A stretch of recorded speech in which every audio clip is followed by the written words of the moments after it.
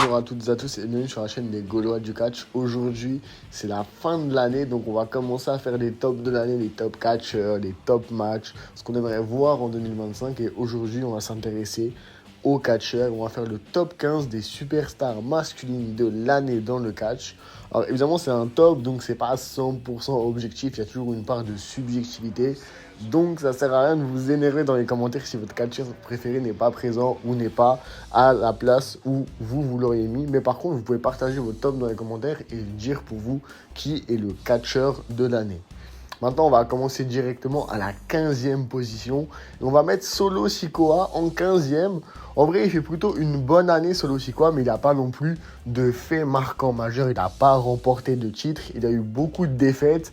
Il a eu quelques victoires marquantes, mais pas au point de le mettre plus haut. Parce que je trouve qu'il fait une bonne année, mais c'est pas non plus que ce qu'on attendait. Donc, un peu déçu quand même. Je pense qu'il peut faire mieux, surtout l'année prochaine.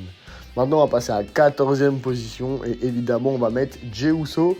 Jey Uso, toujours dans un bon run solo, toujours une bonne année. La reformation avec la OG Bloodline aux alentours de Survivor Series a bien aidé. Il a eu un run court, mais il a eu un run de champion intercontinental. Donc Jey Uso, franchement, une année solide, c'est plutôt pas mal. Donc, on encourage, on met 13e position. Les matchs sont bons sans être non plus exceptionnels parce que in-ring, c'est pas non plus la folie de Jey Uso, mais il bénéficie d'une énorme popularité auprès du public. Et ça, franchement, ça l'aide pas mal niveau push. En 13e position, on va mettre Will Ospreay. Grosse année pour Will Ospreay du côté de AEW ou de la New Japan où il était avant. Il enchaîne les bangers, les matchs exceptionnels. Niveau storyline, bon, des fois, côté AEW, c'est pas ce qui est le plus marquant, mais les matchs sont toujours qualitatifs. Du coup, c'est le premier catcheur de la AEW qui est dans ce classement, à la 13e position. Franchement, je trouve que c'est mérité parce que c'est peut-être le meilleur catcheur de l'année en termes d'in-ring à la AEW. En 12e position, on encourage un petit jeune, mais qui a fait son trou déjà.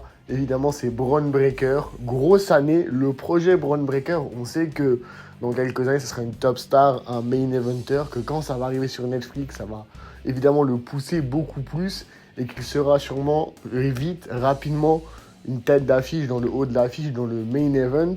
Bon, en tout cas, cette année, il a eu 2 titres de champion intercontinental, des super matchs. Il a été intéressant, pertinent. Il a eu des rivalités quand même qui ont plutôt bien fonctionné. Donc une 12e place, c'est plutôt solide et mérité pour Bron Breakker.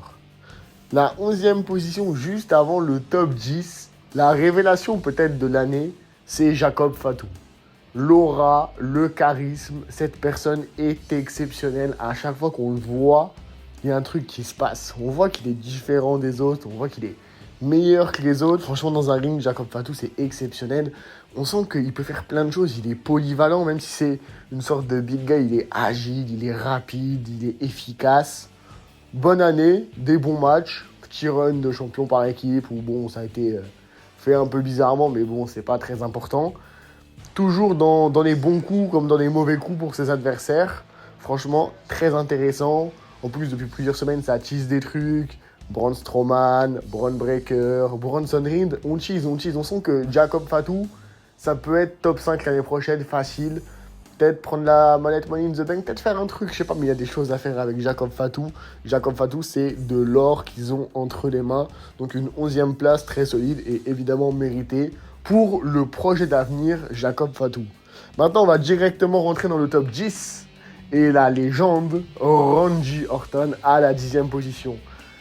Et un classement, on est obligé de mettre Randy Orton dedans. C'est le mec qui est là depuis tellement longtemps. Il est tellement bon. Il est tellement efficace, Randy Orton, dans un ring, auprès des fans, auprès du public. Il est toujours over. Il nous a donné des super matchs, que ce soit à Backlash, à Bash in Berlin, à King and Queen of the Ring. Franchement, Randy Orton, ça a été une super année pour lui. Niveau in-ring, il a été très très bon et très performant. Niveau run solo, ou par équipe avec Owens, pas de titre. Beaucoup de défaites malgré tout en PLE, énormément de défaites, ça fait longtemps qu'il n'a pas gagné en PLE Randy Orton, mais ça après c'est une décision de booking. Mais si on parle de la qualité dans le ring, la qualité des histoires, le turn avec Owens, la rivalité qu'il y a eu, franchement, l'année de Randy Orton, elle est très très bonne, surtout après les blessures qu'il a eu, un retour que Beaucoup de gens n'attendaient plus, n'espéraient plus, mais au final, il est revenu l'année dernière au Survivor Series. Il fait une année très très bonne, très très solide. On espère le revoir bientôt et peut-être au Royal Rumble, pourquoi pas. Le retour de Ron Jerton au Royal Rumble ou sur Netflix, on verra bien. Mais je pense qu'il va bientôt revenir et ça, on a impatience de le voir de nouveau sur nos écrans. Ron Jerton, la légende ultime. En 9e position, le deuxième catcheur de la AEW présent dans ce classement, Swerve Strickland, qui a été champion une très très grande partie de l'année. Un très très bon champion. Et même une fois qu'il n'avait plus son titre, il a su rester pertinent avec sa rivalité avec Adam Page. Donc Strickland, c'est clairement la tête d'affiche cette année de la AEW. C'est vraiment la méga star qu'ils ont réussi à construire. C'est leur plus grande réussite pour moi du côté de la AEW. Peut-être autant que MJF, mais peut-être même un peu mieux. Strickland dans un ring, c'est toujours pertinent, c'est toujours efficace auprès des fans. Il sait se faire aimer, détester. Il sait passer des émotions dans ses matchs. Et il y a beaucoup de catcheurs qui ne savent pas faire ça. Passer des émotions dans les matchs, c'est compliqué. Et Strickland, lui, le fait très bien. Du coup, une 9e position clairement méritée pour Swerve Strickland. On va directement passer à la 8e position, Damian Priest. Quelle année pour Damian Priest, le champion du monde poids lourd qui a caché à WrestleMania de manière exceptionnelle et avec beaucoup de réussite pour devenir champion du monde poids lourd une très grande partie de l'année avant de perdre son titre à SummerSlam. Il y a beaucoup de gens qui le voyaient comme un champion de transition. Au final, le mec est resté quasiment 6 mois champion, très très efficace, toujours des bons matchs. Il a conservé son titre dans des matchs qui ont été toujours franchement pertinents, cool et bons à voir. Maintenant, il a eu sa rivalité avec Finn Balor. Bon, ça tourne toujours un peu autour et ça devient un peu redondant et fatigant. Mais en soi, la rivalité est cool, les matchs qu'il fait sont cool. Il est franchement over auprès du public.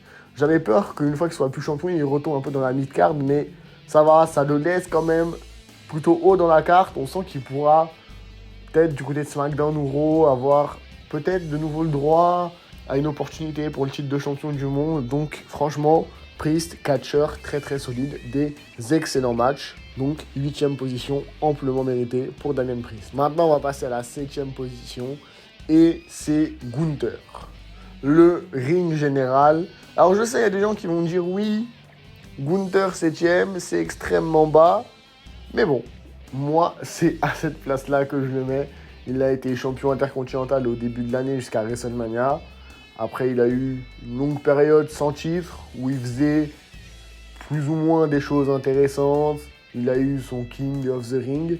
Il a été champion du monde fort. Donc en termes d'accomplissement personnel, Gunther, c'est sa meilleure année, c'est une année exceptionnelle, etc. D'accord. Mais, quand même, il perd contre Sami Zayn à WrestleMania. Ça botche en finale de King and Queen of the Ring. C'est des bons matchs, toujours des bons matchs. Mais moi, je trouve que ça devient un peu redondant, un peu toujours la même recette. Et là, il est champion du monde poids lourd. Mais on le voit lors du dernier pay-per-view, lorsqu'il défend son titre. C'est pas l'élément principal de sa propre histoire.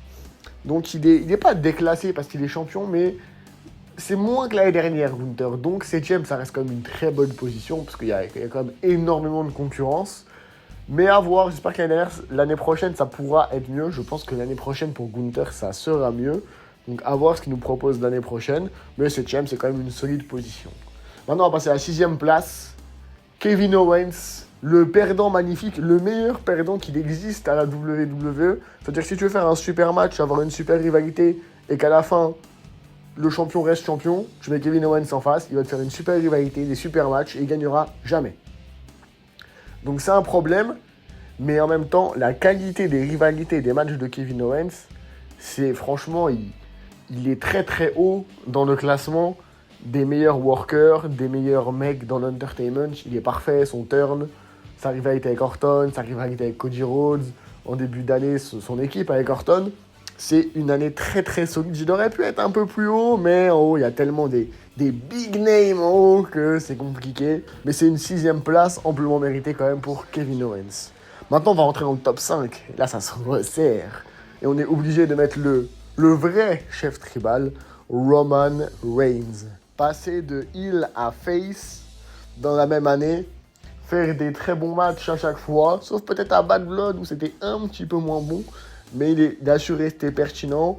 les fans, dès qu'ils ne le voyaient plus, ils voulaient Roman Reigns. C'était là, we want Roman, on veut Roman. On a eu de retour à SummerSlam. Au final, il n'est pas parti tant de temps que ça. Et c'est quand il n'était plus là qu'on voit à quel point il était indispensable, exceptionnel.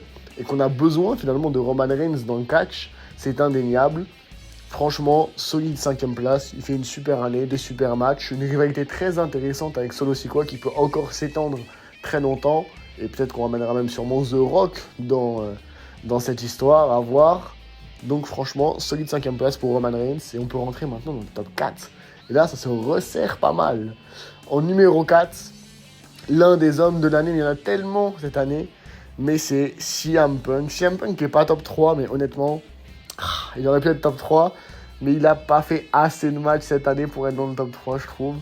Donc à voir l'année prochaine, mais bon, tout le monde connaît l'année de CM Punk, la rivalité avec Drew McIntyre qui est très très bonne, même si les matchs sont un peu moins bons, à part le dernier qui est exceptionnel, qui est sûrement l'un des matchs de l'année, mais ça vous le verrez dans la prochaine vidéo, où ça sera le top des matchs de l'année.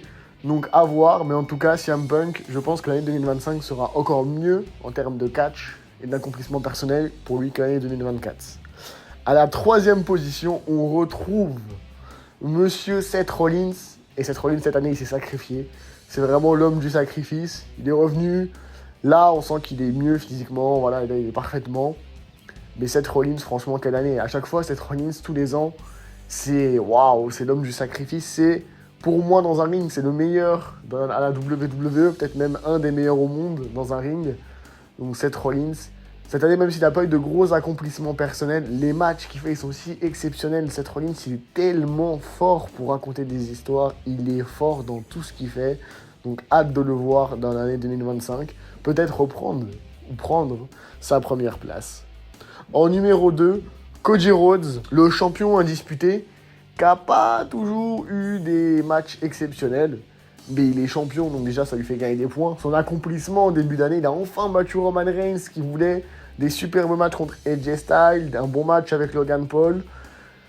Bon, les derniers matchs, c'est un peu moins bon, mais il reste quand même sur une grosse année. Depuis qu'il est en rivalité avec Kevin Owens, ça repart plutôt bien. Donc la 2ème place me semble amplement méritée pour Cody Rhodes.